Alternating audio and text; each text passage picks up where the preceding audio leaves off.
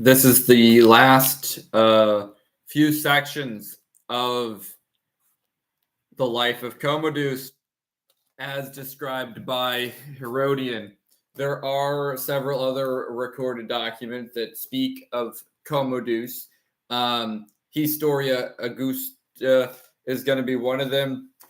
There are just some crazy stories in this other account that aren't really mentioned in Herodian. For instance, the other account mentions that he had some bodyguards of sort who were named after the private parts of the male and female individuals, and he just had some very weird things, like he would eat excrement and some things that I don't believe is mentioned by Herodian. Herodian's a lot more modest and doesn't seem to be sensationalizing it nearly so much as some other accounts. So we're going to finish the life of Commodus from Book 1 of Herodian, and I may be inspired enough to read some of the other historical documents as well to get some other historical perspective on Emperor Commodus. But for here and for now, we will just finish out the story by Herodian. Section 14. There were certain portents which coincided with these events. Some stars shone continuously by day. Others became elongated and seemed to hang in the middle of the sky. There were frequent cases of different kinds of animals born as unnatural monstrosities with abnormal shapes and deformed limbs. But the strangest event of all was one which caused dismay at the time and perturbed all those who practiced augury and interpreted spontaneous auspices to forecast the future. Without any warning of a rainstorm or clouds gathering, there was a small preliminary earthquake or earth tremor. Then either a flash of lightning occurred in the sky at night, or a fire broke out somewhere as a result of the earthquake.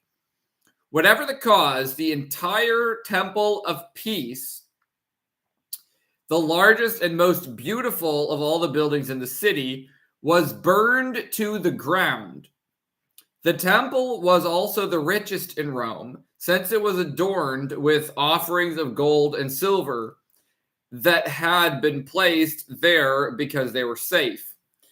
Everyone used it as a deposit for his possessions. That night, many rich were reduced to penury by the fire. Though everyone joined in deploring the destruction of public property, each person was thinking of his own private loss. After gutting the temple and its entire precincts, the fire spread to a major portion of the city, burning down some magnificent buildings. The temple of Vesta, too, went up in flames on this occasion, exposing the statue of Pallas to view.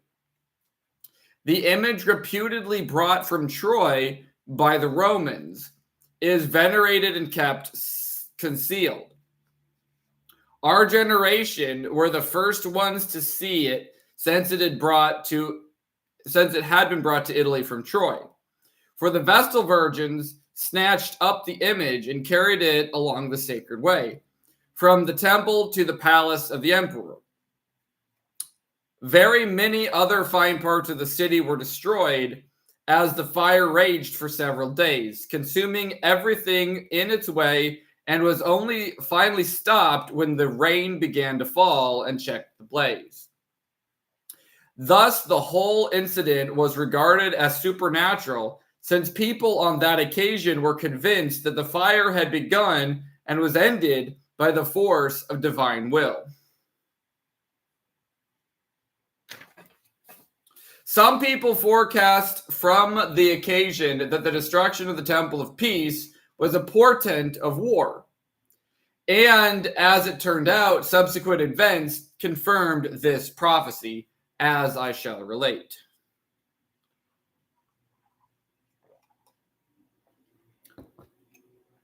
As a result of all these tragedies falling on the city one after the other, the people of Rome no longer viewed Commodus in such a favorable light.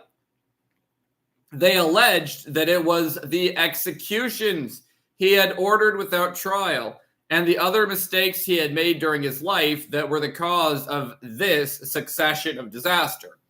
It was no secret how he behaved, nor did he even want it to be. He was now brazen enough to prove the allegations against his private conduct in public. Such was his state of mental derangement that first he refused to use the family name and gave orders that he should be called Heraclea, Hercules, son of Zeus, instead of Commodus, son of Marcus. Then he took off the dress of a Roman emperor and took to wearing a lion's skin and carrying a club in his hand. Or he would dress himself up in purple and gold, making himself a laughing stock by wearing clothes which gave the impression of feminine extravagance and heroic strength at the same time. Apart from his public appearance, he also changed the months of the year, abolishing the ancient names and was calling them all after his own titles, the majority of which were supposed to refer to Heracles, who was a very brave man.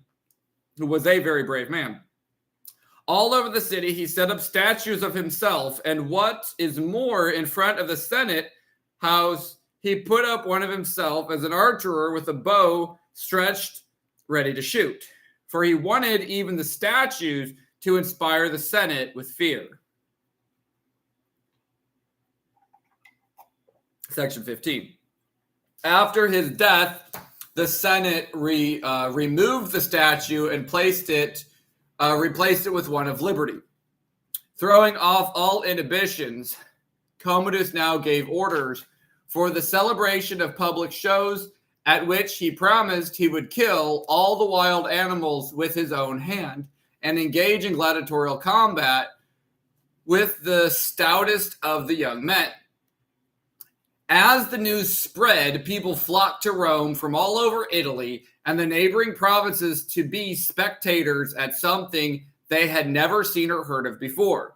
The topic of conversation was about Commodus's marksmanship and how he made sure he never missed with his spear or arrow. He had the finest Parthian archers and Mauritanian spearsmen with him as his teachers. But he was more skillful than they all. At last, the day of the show came, and the amphitheater was packed. A special raised enclosure was put up for Commodus's benefit so that he could spear the animal safely from above without endangering himself from close quarters, a demonstration of his skill, but not of his courage. He shot down deer and gazelles and other horned animals apart from bulls by pursuing them as they ran and stopping them dead in their tracks with a well-trimmed shot just as they made a dash for it. The lions and leopards and other fine animals of this kind he speared from above by running around the enclosure. One never saw him take a second shot, and it was always a fatal wound. As the animal dashed away, he caught it with a blow through the head or the heart. This was his only target, and his spear only hit a part of the body that wounded and killed the animal outright. Wild beasts were brought from all over the world for him to kill, species from which he admired in pictures but saw for the first time on that occasion. From India and Ethiopia, from the north and south they came. All of them, if they were previously unknown, were now on show for the Romans to see as they were killed by Commodus. His marksmanship was generally agreed to be astonishing. For instance, on one occasion, he used some arrows with crescent-shaped heads to shoot at Marantinian ostriches, birds that can move tremendously quickly because of the speed at which they run and because of their folded back wings. Commodus decapitated the birds at the top of their necks with his arrows so that they went on running around as though they had not been touched, even when their heads had been cut off by the sweep of the arrow. Once, when a leopard had dashed out and pounced on a victim summoned into the arena, Commodus pierced it with a javelin just before it savaged the man. The animal was killed, the man was saved. Commodus forestalled the point of the teeth with the point of the spear. Yet on another occasion, 100 lions were released simultaneously from the subterranean traps, and Commodus killed them all with exactly 100 spears. The bodies lay in a long line where they fell for everyone to count at leisure and see that not a single extra spear had been used. So far, Commodus was still quite popular with the mob, even if his conduct, apart from his courage and marksmanship, was unfitting for an emperor. But when he ran into the amphitheater, stripped and carrying his weapon for a gladiatorial fight, the people were ashamed to see a Roman emperor of noble lineage whose father and forebears had all celebrated great triumphs, now disgracing his office with a thoroughly degrading exhibition instead of using his weapon to fight the barbarian and prove himself worthy of the Roman Empire. He had no difficulty in overcoming his opponents in gladiatorial fights by merely wounding them, since they all looked upon him as the emperor rather than as a gladiator and let him win. But his madness reached such a stage that he even refused to stay in the palace any longer and was intending to go and live with the gladiators in their barracks. Orders were issued that he was no longer to be addressed as Hercules, but by the name of a famous gladiator, now dead. He removed the head from the enormous statue of Colossus, which represents the sun and is revered by the Romans. On the base, he inscribed the usual imperial family names, but instead of the title Germanicus, he put Victor of 1,000 gladiators, Monachus Helios Nikisandos.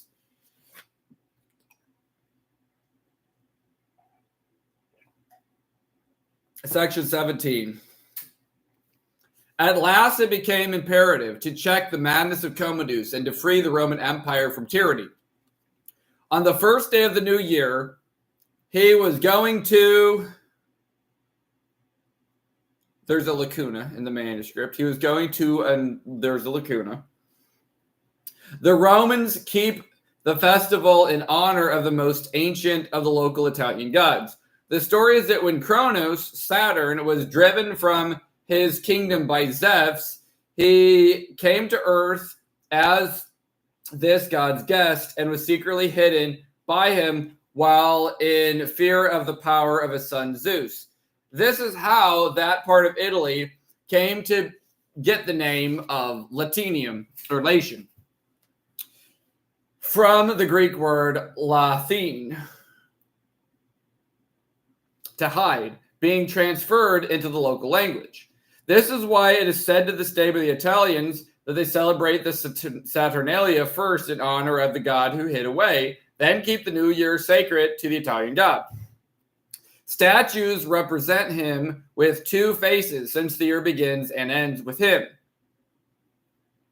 During the period of the festival, the Romans make a special point of exchanging friendly greetings and giving each other the pleasure of interchanging gifts and sharing together the product of the land and the sea. This is also the occasion when the eponymous magistrates assume the distinctive purple toga of their annual office. In the middle of this general festivity, Commodus planned to make his public appearance before the Roman people, not from the palace as was usual, but from the gladiatorials' barracks, dressed in armor instead of the purple bordered toga of the emperors and escorted into procession by the rest of the gladiators.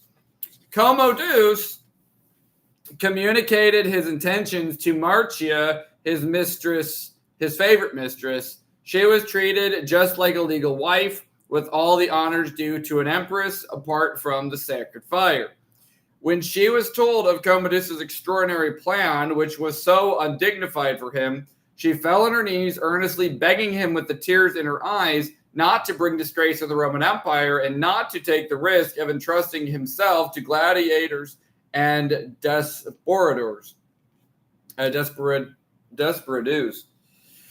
But she achieved nothing by her many entreaties and left in tears. Commodus then summoned Laetus, the Praetorian prefect, and Eclectus, the chamberlain, and gave them instructions to make arrangements for him to spend the night in the gladiatorial barracks. Festival sacrifices, dressed in armor for all Rome to see, they made every effort to try and dissuade him from any action unworthy of an emperor.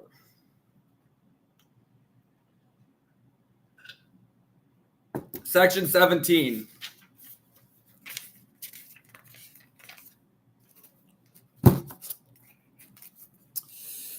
Commodus, in a fury, dismissed the two men and retired to his room as though he were going to take his usual midday siesta.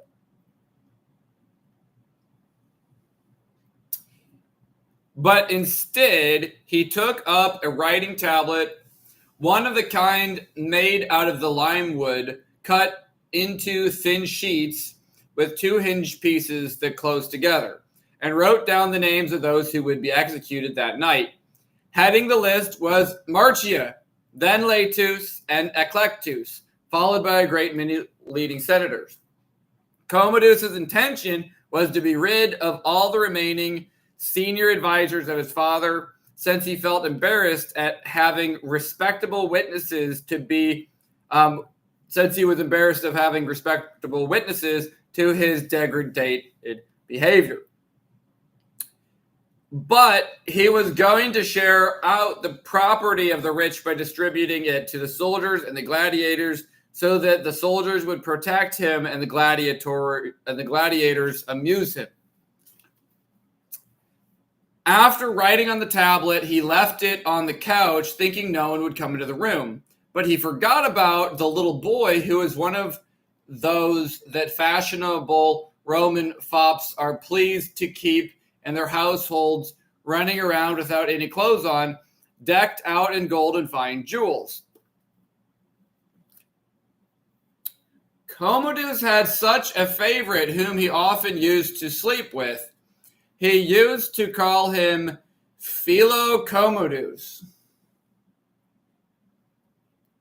a name to show his fondness for the boy. This young lad lay playing about aimlessly when Commodus left the room for his regular bath and drinking session. He ran into the bedchamber, as he normally did, picked up the tablet, which was lying on the couch, only to play with, of course, and then ran out again. By some extraordinary chance, he happened to meet Marcia, who was also very fond of him. She hugged and kissed him and then took away the tablet from him because she was afraid that he would destroy something vital without realizing it was innocently playing with it. But as she recognized Commodus's writing, she became much more curious to have a look at the contents. Finding it was a death warrant and that she was going to be the first victim, followed by Laetus and Eclectus and the others in the same way, she left She let out a cry. "Ah, Commodus," she said to herself. "So this is all the thanks I get for my loyal affection and putting up with all your vicious, drunken behavior for so many years? A fuddled drunkard is not going to get the better of a sober woman." Then she sent for Eclectus, who normally visited her in his capacity as the official chamberlain, quite apart from the gossip which said he was having an affair with her. She handed him the tablet and said, "There you are. That's the festival we're going to celebrate tonight." Eclectus grew pale when he saw what was written. As an Egyptian, he was characteristically given to act upon his impulses and be controlled by his emotions. Sealing up the tablet, he sent it by one of his trusted messengers to Latus to read. He too came to see Marcia in a panic on the pretext of consulting her and Eclectus about Commodus's order to move to the gladiators' barracks. While they gave the impression that they were working in the emperor's interest, they agreed that they must strike first or be struck down, and that there was no time for delay or procrastination. The plan was to give Commodus a lethal dose of poison, which Marcia assured them she could easily administer. She normally mixed and handed the emperor his first drink so that he could have the pleasure of drinking from his lover's hand. Commodus returned from his bath, and Marcia put the poison into the mixing bowl, adding some fragrant wine, and gave it to him to drink. Accepting it as a loving cup, which he normally drank after his frequent baths or bouts in the amphitheater with the animals, the emperor tossed it off without a thought. At once, he fell into a coma and went to sleep, thinking that the drowsiness was the result of his exercise. Eclectus and Marcia told everyone to keep away and go home so that they could leave the emperor in peace. They said this normally happened to Commodus on other occasions after he had been drinking heavily. He would take frequent baths and meals, but have no time for his sleep because he used to get caught up in a nonstop round of various pleasures to which he was a compulsive slave at any hour. For a while, he lay quiet, but as the poison reached his stomach and bowels, he was attacked by dizziness and began to vomit violently. The reason for this may have been that the food and excessive drink he had taken earlier were reacting to the poison, or it may be that he had taken an antidote to the poison, a practice of the emperors before each meal. At any rate, after a prolonged bout of vomiting, Marcia and the others grew frightened that he would recover by getting rid of all the poison and destroy them all. So they got hold of a strong young athlete called Narcissus and persuaded him to go in and strangle Commodus in return for a large reward.